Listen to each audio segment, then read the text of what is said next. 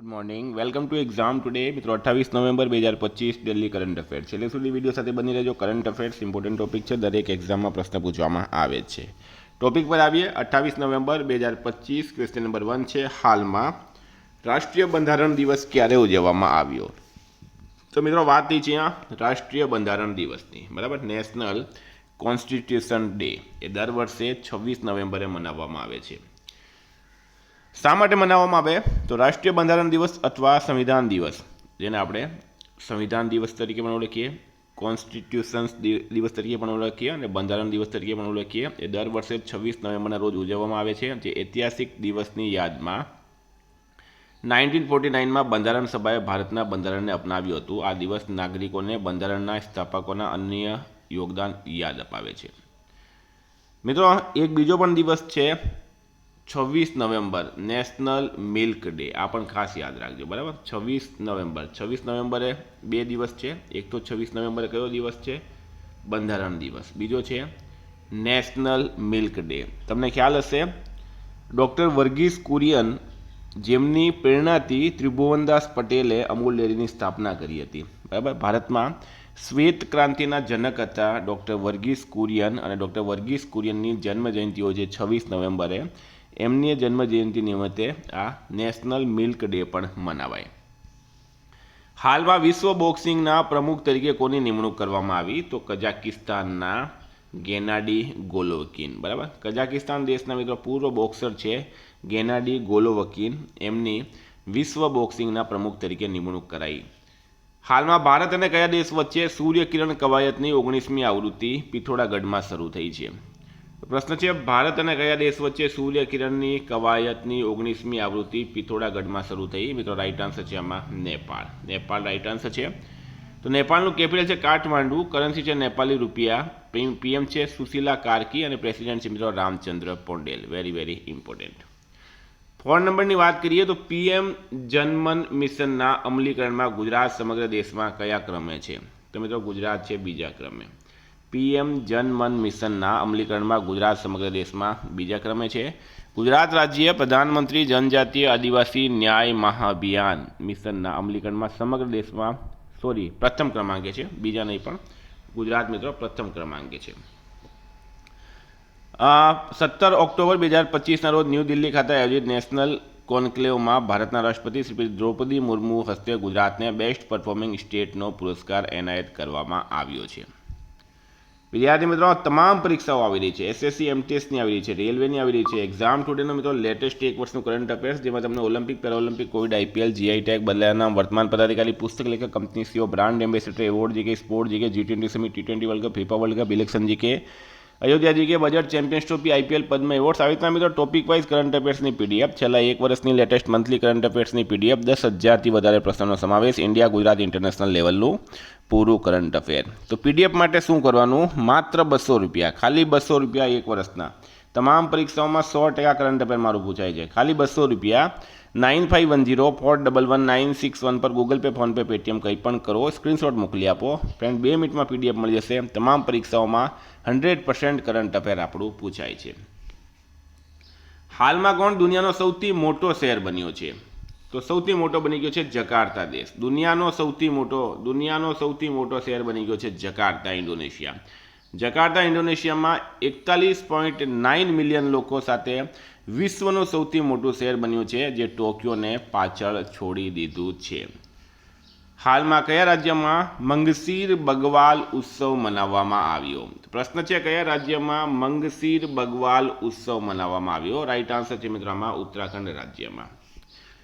આ તહેવાર તિબેટિયન સેના પર વિજય મેળવ્યા પછી ગઢવાલી સેનાપતિ માધોસિંહ ભંડારીના ઘરે પાછા ફરવાની ઐતિહાસિક ઘટનાની યાદ ઉજવવામાં આવે છે, જેના પરિણામે સમુદાય 1 મહિના પછી દીપોત્સવ ઉજવવાની પરંપરા શરૂ કરી હતી. મિત્રો, ઉત્તરાખંડનું કેપિટલ છે દેહરાદૂન, સીએમ છે પુષ્કરસિંહ ધામી, રાજ્યપાલ છે ગુરમીત સિંહ. 7 નંબર છે, તાજેતરમાં કોમનવેલ્થ ગેમ્સ 2030ના યજમાન અધિકારો કોને મળ્યા છે? તો રાઈટ આન્સર છે મિત્રો આમાં ભારત દેશને, બરાબર. ભારત દેશ જે છે ભારતના અમદાવાદમાં થશે. ક્યાં થશે? ભારતના અમદાવાદમાં. અમદાવાદ હવે વર્ષ 2030માં આયોજિત થનારા કોમનવેલ્થ ગેમ્સની યજમાની કરશે. આ અંગેની જાહેરાત આજરોજ ગ્લાસગો સ્કોટલેન્ડ ખાતે આયોજિત કોમનવેલ્થ સ્પોર્ટ્સ જનરલ એસેમ્બલીની બેઠકના અંતે કરવામાં આવી હતી.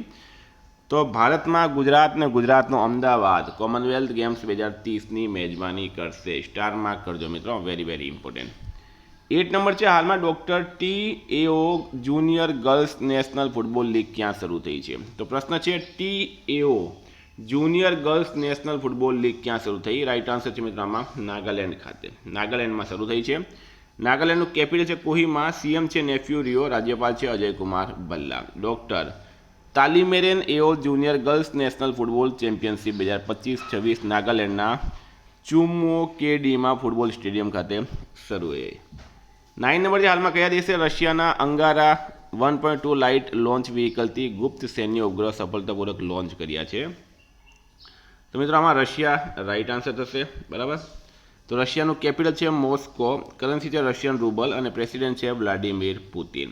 કયા દેશે રશિયાના અંગારા 1.2 લાઇટ લોન્ચ વ્હીકલથી ગુપ્ત સૈન્ય ઉપગ્રહો સફળતાપૂર્વક લોન્ચ કર્યા? તો રશિયા રાઈટ આન્સર થશે.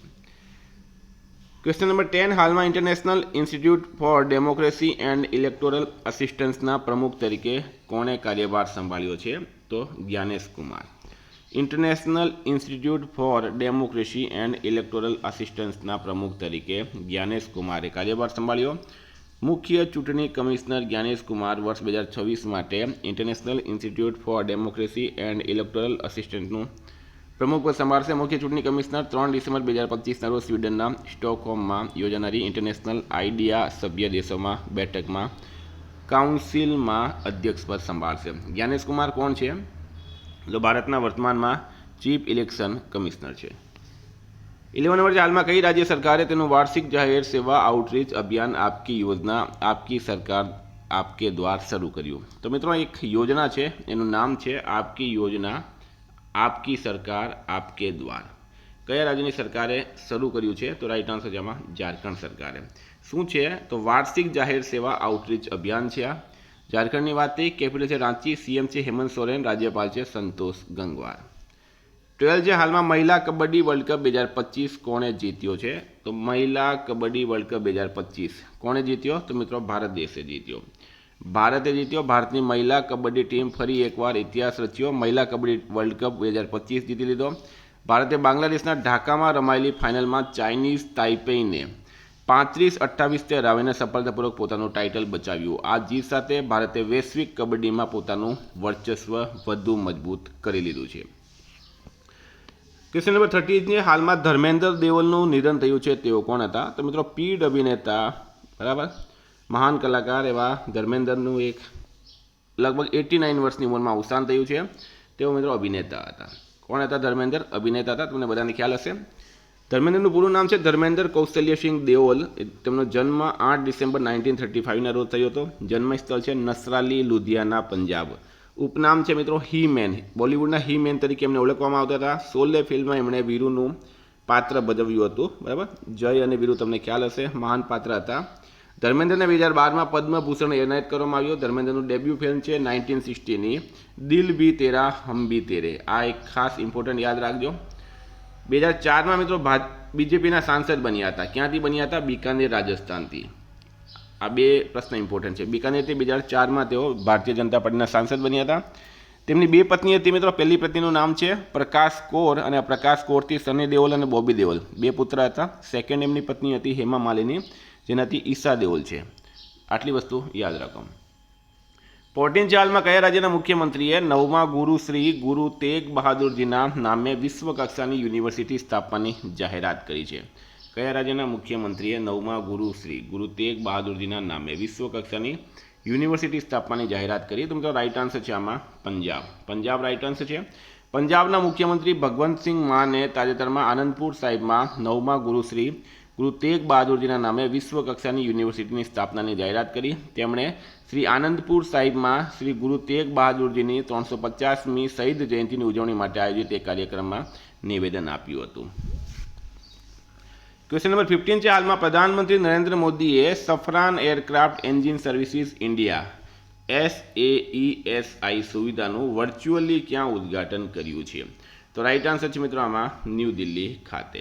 પ્રધાનમંત્રી નરેન્દ્ર મોદીએ હાલમાં તેલંગાનાના હૈદરાબાદ રાઈટ આન્સર છે, બરાબર, તેલંગાનાના હૈદરાબાદમાં Safran Aircraft Engine Services India સુવિધાનું વર્ચ્યુઅલી ઉદ્ઘાટન કર્યું. આ પ્રસંગે બોલતા પીએમએ કહ્યું કે ભારત વિશ્વના સૌથી ઝડપથી વિકસતા સ્થાનિક ઉડ્ડયન બજારોમાંનું એક છે. મિત્રો વાત કરું મેં હૈદરાબાદ, જો પહેલાં કયું રાજ્ય હતું? પહેલાં હતું આંધ્રપ્રદેશ રાજ્ય, બરાબર. આંધ્રપ્રદેશ, એના વિશે આપણે વાત કરીએ તો ભાષાના આધારે ભારતનું સૌથી પહેલાં રાજ્ય કયું બન્યું હતું? આંધ્રપ્રદેશ બન્યું હતું. આંધ્રપ્રદેશ 1956માં ભારતનું રાજ્ય બન્યું હતું, બરાબર. શ્રી રામલ્લુ જે હતા મિત્રો, એમણે આંદોલન કર્યું હતું, એમને ભૂખ હડતાલ પછી એમનું નિધન થયું અને ભાષાના આધારે ભારતનું સૌથી પહેલું રાજ્ય આંધ્રપ્રદેશ બન્યું. આ એક ઇમ્પોર્ટન્ટ છે. એના પછી ભાષાનું બીજું આંદોલન થયું હતું, તેલુગુ ભાષાનું, બરાબર. આંધ્રપ્રદેશમાં જે તેલુગુ લોકો હતા તેમણે ફરીથી આંદોલન શરૂ કર્યું અને 2014ની અંદર મિત્રો આ તેલુગુ લોકોનો નવો રાજ્ય બન્યો હતો તેલંગાના. તો આંધ્રપ્રદેશ પહેલાં આંધ્રપ્રદેશનું કેપિટલ હૈદરાબાદ હતું, હવે તેલંગાનાનું કેપિટલ મિત્રો હૈદરાબાદ થઈ ગયું છે અને આંધ્રપ્રદેશનું નવું કેપિટલ બની ગયું છે અમરાવતી. હાલમાં પ્રકાશિત થયેલા વિકાસ પ્રતિબદ્ધતા સૂચકાંક 2025માં કોણ ટોચ પર રહ્યું છે? તો સ્વીડન રાઈટ આન્સર છે આમાં.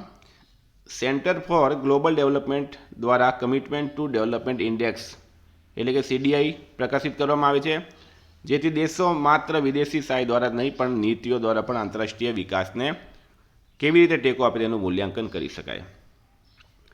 તો સ્વીડનનું કેપિટલ સ્ટોકહોમ, કરન્સી છે સ્વીડિશ ક્રોના, PM છે ઉપ ક્રિસ્ટર્સન. સૈયદ મુશ્તાક અલી ટ્રોફી 2025ની 18મી આવૃત્તિ ક્યાં શરૂ થઈ? તો મિત્રો સૈયદ મુશ્તાક અલી ટ્રોફી 2025 જે છે એનું આયોજન આપણો દેશ ભારત કરી રહ્યું છે. તો મિત્રો આ હતા કરંટના પ્રશ્નો. વાત કરીએ આપણે રિવિઝનની. તો 27 નવેમ્બર 2025 મહિલાઓ વિરુદ્ધ હિંસા નાબૂદી માટે આંતરરાષ્ટ્રીય દિવસ ક્યારે ઉજવવામાં આવ્યો? મિત્રો 25 નવેમ્બર રાઈટ આન્સર છે. કયા દેશે 16 વર્ષથી ઓછી ઉંમરની વપરાશકર્તાઓ માટે સોશિયલ મીડિયા પર પ્રતિબંધ મૂકવાની જાહેરાત કરી? મલેશિયાએ. હાલમાં લી સુન જેનું 91 વર્ષની ઉંમરે અવસાન થયું છે. તેઓ એક અભિનેતા હતા. છઠ્ઠા નેશનલ વોટર એવોર્ડ્સ 2024માં જળ વ્યવસ્થાપન અંતર્ગત શ્રેષ્ઠ રાજ્યમાં ગુજરાત કેટલામાં સ્થાને છે? બીજા સ્થાને. હાલમાં કયા રાજ્ય સરકારે 25 નવી ખાંડ મિલો ખોલવાની જાહેરાત કરી છે? બિહાર રાઈટ આન્સર છે. હાલમાં ભારતે વર્લ્ડ સ્કિલ્સ એશિયા 2025માં કેટલા સભ્યોની ટીમ સાથે પ્રવેશ કર્યો? 23. ભારતે કયા દેશ સાથે કાપડ અને રેશમ ઉત્પાદન સહયોગ વધાર્યો? જ્યોર્જિયા રાઈટ આન્સર છે. કોણે પોતાનો ચોથો ડેવિસ કપ ખિતાબ જીત્યો? ઇટાલીએ. નાલસાના કાર્યકારી અધ્યક્ષ તરીકે કોને નામાંકિત કરવામાં આવ્યા? જસ્ટિસ વિક્રમનાથને. હાલમાં હેલીગુબી જ્વાળામુખી ક્યાં ફાટ્યો છે? ઇથોપિયામાં. BL એટલે કે ભારત ઇલેક્ટ્રોનિક્સ લિમિટેડ અને સેફ્રાન ઇન્ક જે ફ્રાન્સની કંપની છે એમણે હેમલ પ્રિસિઝન માર્ગદર્શિતા શસ્ત્રોના ઉત્પાદન માટે ક્યાં કરાર કર્યો? ભારતની અંદર. Nagaland hornbill festival. મિત્રો આ હોર્નબિલ ફેસ્ટિવલ જો છે નાગાલેન્ડમાં મનાવવામાં આવે, ઘણી વખત એક્ઝામની અંદર પૂછવામાં આવ્યું, બરાબર. હવે નાગાલેન્ડમાં મનાવનાર હોર્નબિલ ફેસ્ટિવલ 2025 માટે કયા દેશને સત્તાવાર ભાગીદાર જાહેર કરાયો? સ્વિટ્ઝરલેન્ડ અને આયર્લેન્ડ રાઈટ આન્સર છે. કેન્દ્રીય મંત્રી પ્રહલાદ જોશીએ ક્યાં બાયોમાસ પેલેટ પ્લાન્ટનું ઉદ્ઘાટન કર્યું? હરિયાણામાં. S&Pએ નાણાકીય વર્ષ 2025-26માં ભારતનો GDP વૃદ્ધિદર કેટલા ટકા રહેવાનો અંદાજ લગાવ્યો? 6.5%. હાલમાં ઓમાને કોની મદદથી ઓમાન સેટ 1 નામનો પોતાનો પ્રથમ ઉપગ્રહ લોન્ચ કર્યો? તો એરબેસ. હાલમાં કોને T20 વર્લ્ડ કપ 2026ના બ્રાન્ડ એમ્બેસેડર બનાવવામાં આવ્યા? રોહિત શર્માને. હાલમાં લોકનાયક ફાઉન્ડેશન સાહિત્ય પુરસ્કાર 2025 મળ્યો છે વેલ્લામાલા સિમન્નાને. ફ્રેન્ડ, ગઈકાલે પ્રશ્ન છે ભારતના 53મા મુખ્ય ન્યાયાધીશ તરીકે જસ્ટિસ સૂર્યકાંતે શપથ લીધા હતા. આજનો પ્રશ્ન છે હાલમાં કોને T20 વર્લ્ડ કપ 2026ના બ્રાન્ડ એમ્બેસેડર બનાવવામાં આવ્યા? એનો જવાબ તમારે કમેન્ટ બોક્સમાં જણાવવાનો. વિદ્યાર્થી મિત્રો, વોટ્સએપ ટેલિગ્રામની લિંક ડિસ્ક્રિપ્શનમાં છે. PDF માટે 9510411961 પર કોન્ટેક્ટ કરો. Thank you. ફરી મળીશું. જય હિન્દ, જય ભારત.